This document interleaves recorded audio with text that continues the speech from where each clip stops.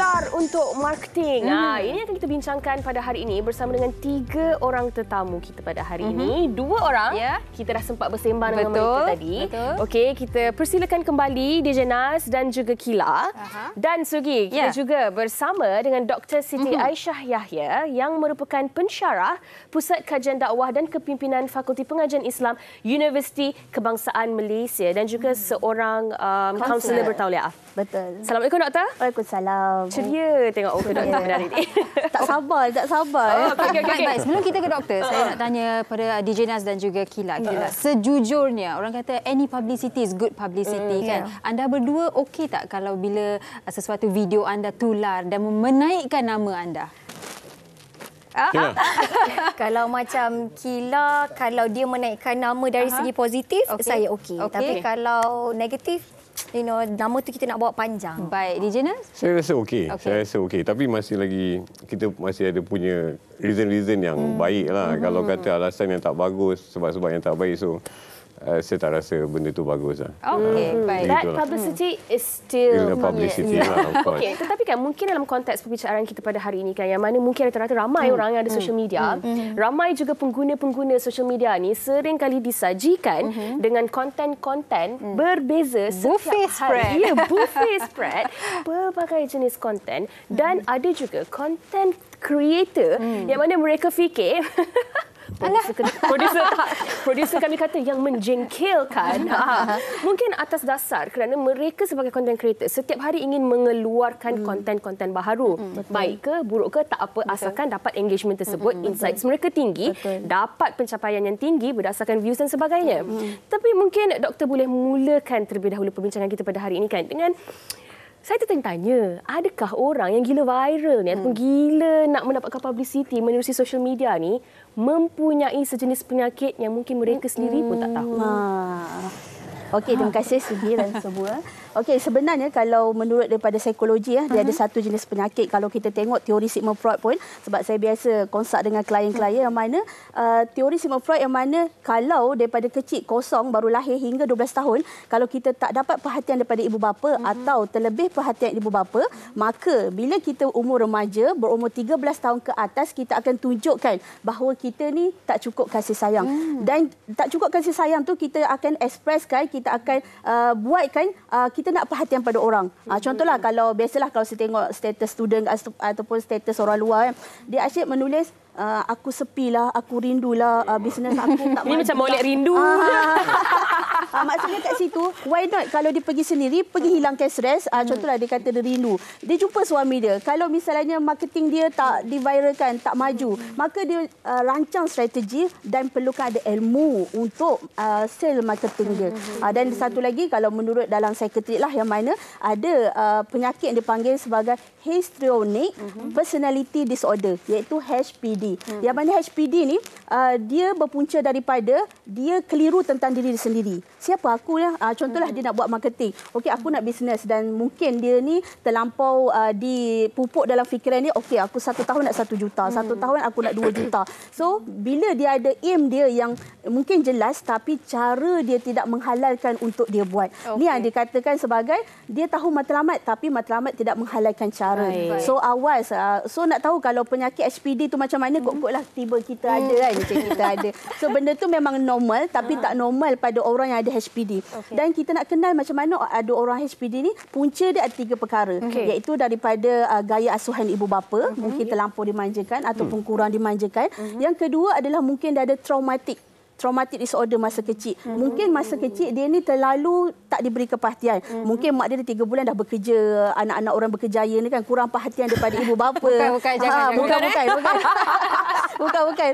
So mungkin dia kurang perhatian dan dia dapat perhatian daripada orang luar. So sebab itulah dia mencari perhatian, dia buatlah sesuatu yang viral, suatu konten viral, sebenarnya dia bukan nak perhatian orang luar tapi daripada ibu dia. Dan tanda-tanda HPD ni ada beberapa perkara lah, kita boleh checklist kan. Adakah kita ni ada ke tak HPD ni? Okey. Pertama, kita ni tak kenal mungkin kita simpan diri seorang ada HPD. Sekejap lagi. Sebab kita nak hadam dahulu.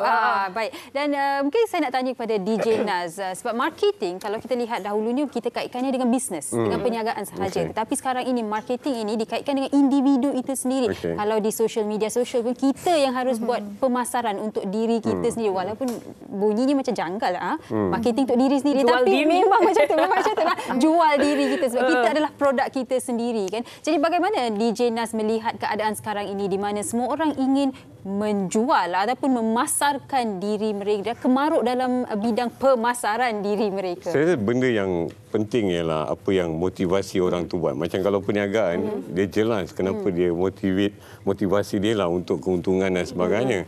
Jadi bila orang dia jual diri ni, kalau kita kata dalam media sosial, satu benda je saya rasa antaranya ialah dia nak kemasyhuran lah. Dia nak fame tu. Jadi fame ni, like you said, kadang-kadang dia addiction lah. Dia satu benda yang, satu ketagihan dan sebagainya. Bila mana kita kita punya konten jadi viral, dapat like banyak, begitu begini bagai semua, jadi perhatian. So dia dimotivasikan oleh untuk masyhur ni lah. Begitulah. Tapi still like I said, masih lagi perlu beretika dalam apa saja yang kita buat lah. Sebab segala benda yang kita buat ni akan dipertanggungjawabkan. Cuma cerita pasal etika ni, doktor, dia berada dalam kawasan yang sangat-sangat kelabu lah. Mungkin beretika untuk kita, tak beretika untuk orang lain dan sebagainya. Tapi you kena ada satu guideline yang jelas lah. Macam mana nak market, you know. Saya suka bila Naz cakap pasal grey area tu kan. Lain orang etikanya mungkin berbeza dan orang punya morality tu pun berbeza-beza. Tetapi adalah orang kata standard common sense ataupun guideline lah yang masyarakat semua bersetuju bahawa ini dah melampaui batas dan sebagainya kan. Kalau Kila sendiri berada dalam industri yang sebegini, masih lagi muda dan sebagainya, adakah ia menjadi satu struggle buat Kila untuk orang kata memasarkan diri dan juga untuk mungkin tertanya-tanya bila aku pula nak viral ataupun konten bagaimana sepatutnya aku buat supaya diri aku ni lebih ditonjolkan, supaya lebih lagi mudah nak bekerjasama dengan orang-orang ataupun brand-brand tertentu dan sebagainya. Pernah tak berada dalam situasi sebegini? Pernah. Sebab dia macam ni, dunia kita sekarang, lagi kita bekerja dalam industri, apa sahaja pun orang akan tengok social media.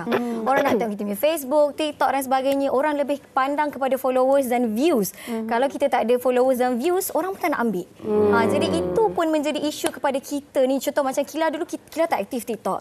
Tak suka sangat nak menari kan, more kepada bercakap tu okeylah kita bagi opinion. Tapi bila ada satu tahap tu, ada seorang ni pernah cakap Kila, dia kata, "Babe, you kena buat video joget-joget lah kat TikTok kan." Padahal waktu tu Kila rasa macam that's not me kan. Macam that's not my style. So kenapa kita pun berhijab kan. So kenapa Kila nak jadi diri orang lain. So berjoget ke tak? Tak. Alhamdulillah. Tak. Habis kena badan. So masa tu Kila rasa macam memang kena macam ni ke? Masuk dunia ni memang kita kena viral ke? Memang kita kena tunjuk-tunjuk badan, goyang-goyang, joget-joget baru orang akan appreciate kita punya bakat ke? Macam tu. So, alhamdulillah waktu slowly kita dah masuk dunia industri, sebenarnya kalau kita berbakat, orang pun memang akan nampak benda tu. Kita tak perlu jadi diri orang lain semata-mata untuk nak viral lah. Itu Kila punya pengalaman lah. Dan ini juga apa yang pencapaian untuk Kila. Sekarang ni bergelar penyampai radio untuk Molek FM. Lepas tu nanti akan bersama dengan keluarga NLKO 2.0. Betul tak? Betul. Jadi apa yang Kila sampaikan ni adalah mungkin boleh jadikan inspirasi juga kepada adik-adik kita di luar sana yang generasi ni sama seperti Kila. Dan Kila akan gandang. Yang mana seringkali merasakan bahawa pressure ataupun tekanan untuk menghasilkan konten-konten supaya dilihat mungkin dan sebagainya, tak salah, tetapi perlu ada etika dan juga garis halus itulah sebagai limitation. Ya, betul. Dan dalam bahasa Inggeris ada satu perkataan conforming. Conforming bila orang lakukan sesuatu, kita pun nak lakukan. Kita bukan lakukan sebab kita nak buat, sebab kita nak jadi one of them dalam kumpulan mereka.